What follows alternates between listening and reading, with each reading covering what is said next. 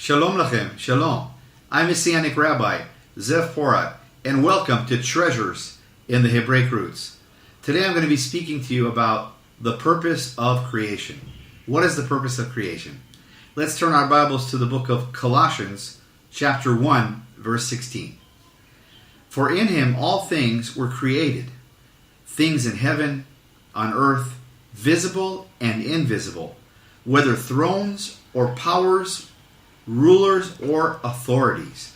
All things have been created through him and for him. That's very important to realize if we want to know the purpose of creation. Everything was created through him and for him. God created the world in order to dwell with man.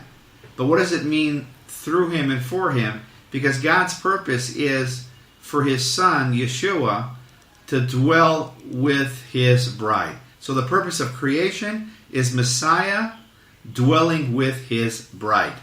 And if we look at the book of Genesis, right in the beginning, we already see this master plan of God when we examine the Hebrew text. So let's read Genesis chapter 1, verse 1. In the beginning, God created the heavens and the earth. Now let's have a look at the Hebrew text. Bereshit bara Elohim et hashamayim ve'et haaretz. If you look here on the screen, I have a picture of the Hebrew text and the English text. On the Hebrew text, you'll notice that the first letter, the bet, which represents the word house in Israel, is enlarged.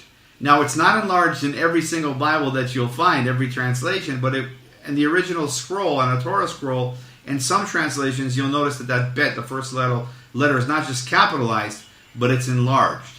And the reason it's enlarged is that in Hebrew is also an ideographic language, and one of the ideographic meanings of the letter bet is the letter house. This will confirm Colossians chapter 1, verse 16, that God created the world for everything to be made through him and for him, for God to dwell with his bride.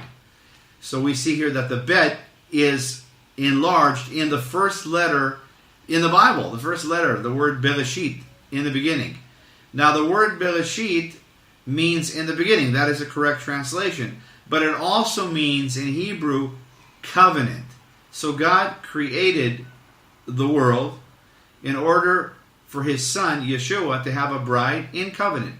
Now if we take the first letter, which is a bet, and we said it means house, we take the second letter in Hebrew, we see that it's a resh, and it means, we put them together, bet and resh, as we can see here on the screen, it means son. So God created the world in order to have a house with man through his son, Yeshua, in covenant, because Bereshit also means in the beginning, but it also means in covenant.